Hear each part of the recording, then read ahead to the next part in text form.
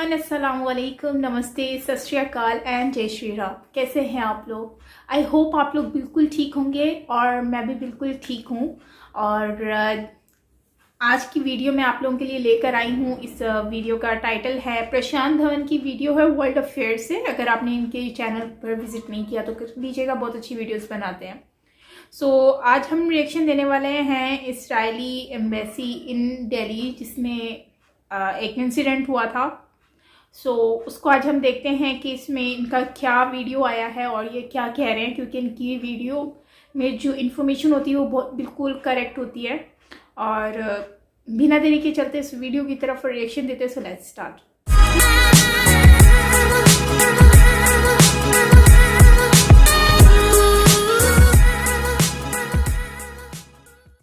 नमस्कार दोस्तों, welcome to world affairs. मैं हूं प्रशांत धवन।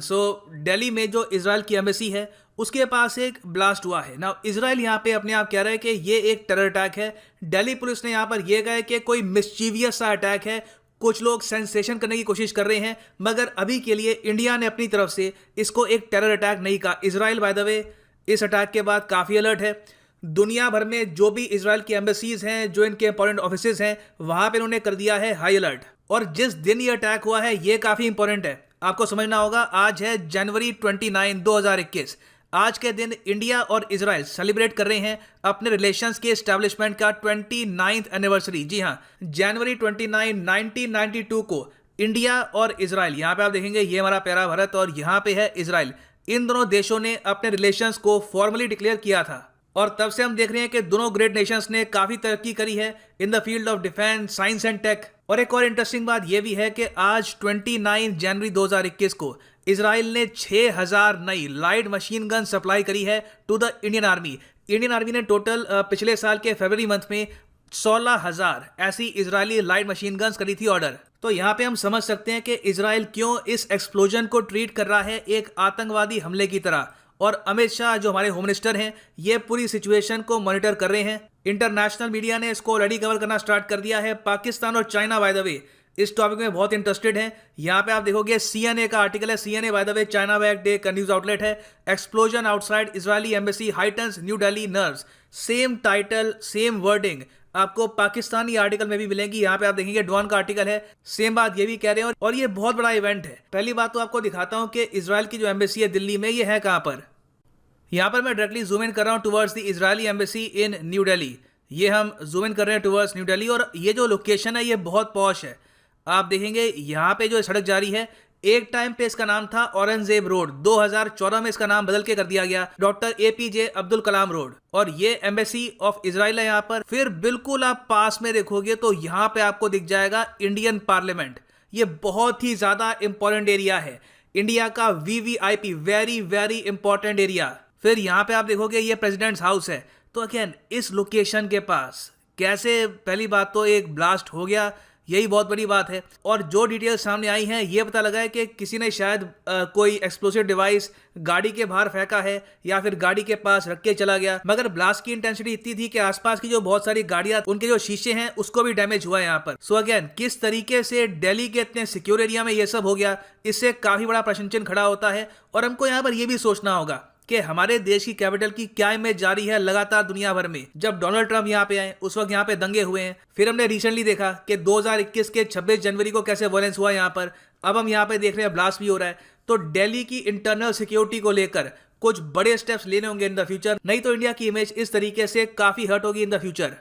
और इस ब्लास्ट की सीरियसनेस को समझते हुए हमारे विदेश मंत्री एस जयशंकर ने यहाँ पर यह कहा है कि अभी मैंने यहाँ पर बात करी है इजराइल के विदेश मंत्री से, गैबी एशकेंजी से, और हमने यहाँ पे इनको दिया है आश्वासन कि हम बिल्कुल इसको सीरियसली लेंगे। We will take this very seriously. हमने एश्योर किया उनको कि कंप्लीट प्रोटेक्शन होगी यहाँ पर एम्बेसी की और इजरायली डिप्लोमेट्स की। मैटर अभी है इन्वेस्टिगेशन के अंडर, और जो भी इस ब्लास्ट के पीछे है इसको हम स्पेयर नहीं करेंगे। इसके अलावा जो इंडिया के नेशनल सिक्योरिटी एडवाइजर हैं अजीत डोभाल, इन्होंने भी बातचीत करी है with the head of Israeli national security Meir Ben Shabbat. इन्होंने इनको ये कहा है कि हम आपको अपडेट्स प्रोवाइड करते रहेंगे जो भी यहाँ पे हुआ है।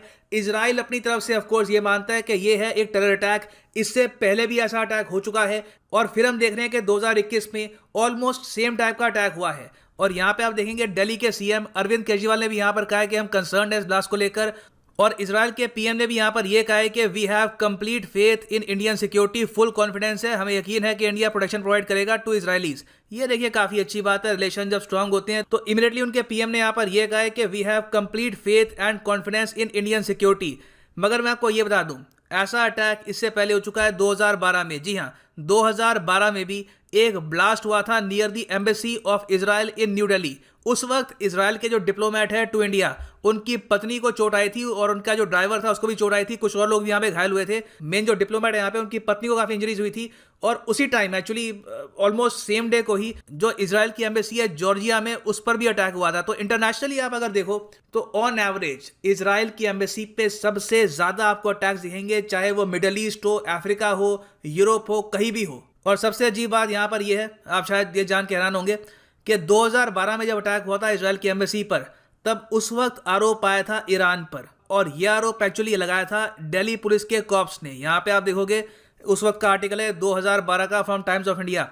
Cops name Iran military arm revolutionary guard, जो ईरान के रेवोल्यूशनरी गार्ड है जिनको ट्रंप ने टाइटल दिया था एक टेरर ग्रुप का, उसने ये अटैक कैरी आउट किया था। उस वक्त कुछ कॉप्स ने ये क्लेम किया, हालांकि इंडिया ने ऑफिशियली यूएन में या फिर किसी इंटरनेशनल फोरम में ईरान पर कभी आरोप नहीं लगाया इजराइल की एम्बेसी पे अटैक करने का इन इंडिया। मगर यहाँ पे आप देखेंगे आपको 2012 के प्लेंटी आर्टिकल्स मिलेंगे। Israel embassy car blast case, Iranian spice did it, says Delhi police. Now क्या यहाँ पे मैं आपको ये कह रहा हूँ कि इस बार भी ईरान ने कराया है? ऑब्वियसली नहीं, ये हमको भी पता नहीं है, कोई भी पीछे हो सकता है इसके। हमें यहाँ पे पहली बात तो खुद को देखना होगा।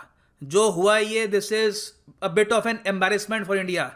ये एक वीवीआईपी एरिया है और अभी 26 जनवरी परेड खत्म हुई है, और 26 जनवरी परेड के बाद एक और बहुत ही इंपॉर्टेंट इवेंट होता है, बीटिंग द रिट्रीट। ये भी इस वक्त हो रहा है दिल्ली के सेंटर में। फिर जो रिलेशंस हैं उनकी एनिवर्सरी सेलिब्रेट आप कर रहे हैं, तो ऑटोमेटिकली लोग एक्सपेक्ट करते हैं कि एटलीस्ट सिक्योरिटी तो और जरा हाइटेंड होगी, मगर यहाँ पे कुछ ऐसा दिखा नहीं और कोई आदमी ऐसे इस टाइप का अटैक करके चला गया। सो एज इंडियंस हमको ये बात समझनी होगी कि हम लोग रहते हैं एक ऐसे रीजन में जहां पर 3 मेजर कंट्रीज हैं, ये इजराइल को ना एक्सेप्ट करती हैं, ना इनके कोई रिलेशंस है विद इजराइल, और ओपनली कई बार इन कंट्रीज में इजराइल के अगेंस्ट पॉलिटिकल रैलीज भी निकलती है। फॉर एग्जांपल, इस ब्लास्ट के सिर्फ कुछ ही दिन पहले, अब ये कोइंसिडेंस मान लो या जैसे भी, ये आप पे डिपेंड करता है, सिर्फ कुछ ही दिन पहले पाकिस्तान में हुई थी एक मैसिव एंटी इजराइल रैली। जी हाँ, रैली अगेंस्ट करप्शन नहीं, भूख के खिलाफ नहीं, हजारों लोग इकट्ठे हुए। इजराइल जो दूर हजारों किलोमीटर दूर कोई देश है, उसके खिलाफ लोग इकट्ठे हुए, और यहाँ पे डिमांड ये थी कि कभी भी पाकिस्तान इजराइल को एक्सेप्ट नहीं करेगा और इंटरनेशनली पाकिस्तान को इजराइल के खिलाफ एक्शन भी लेना चाहिए। यहाँ पे आप देखेंगे आर्टिकल है फ्रॉम द जेरूसलम पोस्ट, ये एक और आर्टिकल है। और एक्चुअली जो ये रैली थी पाकिस्तान की, इसका नाम था इजराइल अनएक्सेप्टेबल मिलियन मार्च। इसमें इन्होंने काफी लोग इकट्ठा कर लिए थे, लोगों ने यहाँ पे इजराइल के खिलाफ नारे लगाए, प्रोपेगेंडा हुआ। तो पाकिस्तान में अगेन एक ह्यूज पॉपुलेशन है जो इजराइल के अगेंस्ट है, रेगुलरली उनको प्रोपेगेंडा दिया जाता है। ऑलमोस्ट सेम केस आप देखोगे अफगानिस्तान और बांग्लादेश में भी। जी हाँ, आप अगर इस रीजन में देखो तो नेपाल और भूटान, ये दोनों तो एक्सेप्ट करते हैं इजराइल को, कोई इशू नहीं है। बाकी अफगानिस्तान नहीं करता, पाकिस्तान नहीं करता, बांग्लादेश भी इजराइल को एज ए कंट्री एक्सेप्ट नहीं करता। और काफी बार पॉलिटिकल पार्टीज यहाँ पे या कुछ ग्रुप्स जो है रेडिकल ग्रुप्स, ये रैलीज करते हैं अगेंस्ट इजराइल। तो हमें सोचना होगा कि ऐसे रीजन में हम रहते हैं, तो इसलिए इजराइल की एम्बेसी को एक्स्ट्रा प्रोटेक्शन हमेशा प्रोवाइड करनी चाहिए। और सबसे बड़ी बात ये भी है कि दिल्ली की जो इमेज बार बार दुनिया भर में जा रही है, इसको भी चेंज करना होगा हमें। दिल्ली की ओवरऑल सिक्योरिटी भी बढ़ानी होगी। कब आपको लास्ट टाइम सुनने में आया था कि बीजिंग में इस टाइप के प्रोटेस्ट हो रहे हैं, लगातार यहाँ पे दंगे हो रहे हैं, यहाँ पे ब्लास्ट हो गया। एटलीस्ट कंट्रीज की जो कैपिटल है वहां पर बहुत ही रेयरली ऐसे इवेंट्स होते हैं। हमारे यहाँ ऐसा है नहीं, रेगुलरली ऐसे इवेंट्स हो रहे हैं। तो कहीं ना कहीं दिल्ली की जो इंटरनल सिक्योरिटी है वहां पे भी हमको फोकस करने की आवश्यकता है। We need to make sure that at least the capital of India is safe and secure. So अभी के लिए ये है एंड इस वीडियो का। Thank you for listening and as always God bless you. Guys, ये वीडियो थी प्रशांत धवन की वर्ल्ड अफेयर से, और इसमें मेरे भी जहन में यही बात आ रही थी और काफ़ी लोग मुझसे ये कह भी चुके हैं कि भारत जो इंसिडेंट हुआ है इजरायली एम्बेसी में, तो वहाँ पर जो है वो बेसिकली पाकिस्तान के ऊपर डाउट किया जा रहा है। तो मैं तो यही कहूँगी कि अभी तक क्लियर नहीं हुआ है, और डाउट तो बहुत सारे लोगों पर हो सकता है। तो मतलब पाकिस्तान से रिलेशनशिप ज़्यादा ख़राब है भारत के, तो शायद इसलिए पाकिस्तान ज़्यादा आ रहा है। तो अब उसका पीछे का कौन है ये तो इन्वेस्टिगेशन के बाद ही पता चलेगा, और जो भी है उसने किया तो गलत है। झले भले वो कोई भी कंट्री हो जिसने भी किया है। तो मैं ये नहीं कह रही कि उसने, अगर पाकिस्तान है तो उसने सही किया या नहीं किया, आई एम जस्ट सेइंग कि अभी क्लियर नहीं हुआ है, क्योंकि इन्होंने भी वीडियो में ऐसे ही कहा है।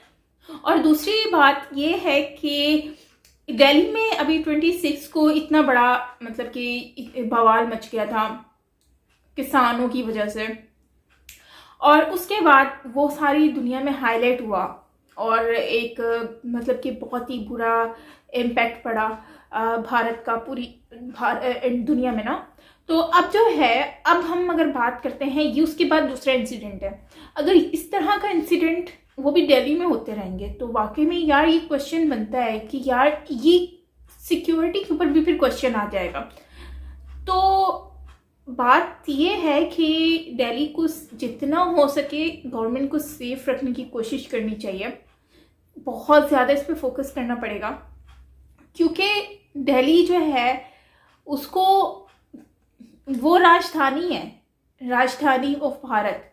तो मतलब जो मेन कैपिटल है वो दिल्ली है इंडिया का, और वहाँ पर हर चीज़ है। अब देखिए ना, पार्लियामेंट उसके करीब है, काफ़ी करीब है, और मतलब कि फिर पार्लियामेंट भी सेफ नहीं है। और प्रशांत धवन जो है वो भी यही कह रहे हैं कि पार्लियामेंट के इतना करीब एम्बेसी, और एम्बेसी सेफ मतलब नहीं रही। ऐसा नहीं है कि सिर्फ भारत में होता है, बहुत सारी कंट्रीज़ में इन्होंने कहा कि होता है, क्योंकि इनको काफ़ी कंट्रीज़ जो है एक्सेप्ट नहीं करती हैं, और इस वजह से लोग जो हैं वो शायद नहीं चाहते कि ये लोग रहें या ना रहें। लेकिन बात ये है कि भारत में लगातार इस तरह के इंसिडेंट होना मतलब कि नेगेटिव पॉइंट में आता है ये। तो जहाँ तक मैं इस वीडियो को देख रही थी और मुझे आइडिया हुआ है कि इनकी इन्फॉर्मेशन बिल्कुल परफेक्ट है, काफ़ी क्लियर वर्ड्स में बताया है, और इनको जिन जिन पर मतलब कि डाउट हो रहा है उनका भी नाम इन्होंने क्लियर कर दिया। अब अफ़गानिस्तान का इसमें नाम आ रहा है, ईरान का नहीं आ रहा, बांग्लादेश का आ रहा है, और पाकिस्तान का आ रहा है, और अफ़गानिस्तान का आ रहा है। अब देखना ही है कि कौन इसके पीछे शामिल है, कौन नहीं है, तो वो क्लियर होगा रिपोर्ट आने पे ही। लेकिन अब ये है कि अब गवर्नमेंट भी ज़्यादा एक्टिव हो गई होगी काफ़ी, क्योंकि इन चीज़ों के बाद गवर्नमेंट के लिए बहुत बड़ी टेंशन होगी कि ये हो क्या गया है, हो क्या रहा है। लेकिन साथ में ये भी एक बात है कि इज़राइल के इंडिया के साथ बहुत अच्छे रिलेशनशिप है, और इंडिया के रिलेशनशिप इतनी जल्दी ख़राब होने वाले नहीं हैं किसी भी कंट्री के साथ, क्योंकि इंडिया फोकस कर रहा है अपने रिलेशन दूसरी कंट्रीज़ के साथ और स्ट्रॉन्ग बनाने की। और जो लोग इस इंडिया की इस एफर्ट से जेलस हो रहे हैं, सो उनको मैं एक ही बात कहूँगी कि यार लोग कुछ भी कर लेना, जब आपकी रिलेशनशिप स्ट्रॉन्ग होता है तो तब तक आप कभी भी कुछ कर नहीं सकते, गड़बड़ नहीं कर सकते। सो ट्वीट में भी उन्होंने यही बात कही है। तो आई होप कि आने वाले वक्त में ये सब क्लियर हो और पता चले कि बेसिकली है कौन, और आने वाले वक्त में ये सारी चीज़ें जो हैं उन पर कंट्रोल किया जाए, स्पेशली इन दिल्ली, क्योंकि दिल्ली जो है वो राजधानी, और मैं जहाँ तक मुझे लग रहा है राजधानी तो मतलब बिल्कुल प्रोटेक्ट होनी चाहिए, क्योंकि वहाँ पर तो इतने बड़े बड़े बिजनेस स्टार्ट हुए हैं यार, इतनी आईटीज़ और बहुत सारी चीज़ें हैं जो कि वहाँ पर हो रही हैं, और बड़े बड़े प्रोजेक्ट्स हैं जो कि चल रहे हैं, जैसे कि एरो सिटी है, गुड़गांव सिटी उसके वहीं पर ही है। तो मतलब इस तरह की जगहों पर, और फिर यहाँ पर इस तरह की चीज़ें होना, ये बहुत मतलब बड़ा सवाल उठ जाता है। सो खैर, ये थी हमारे आज की वीडियो गाइस। आई होप आपको अच्छी लगी होगी, और आपकी कोई ओपिनियन हो तो आप कमेंट बॉक्स में ज़रूर बताइएगा। मिलते हैं नेक्स्ट वीडियो के साथ, तब तक के लिए अपना बहुत सारा ख्याल रखिएगा। This is me Saima Pirzada, bye bye.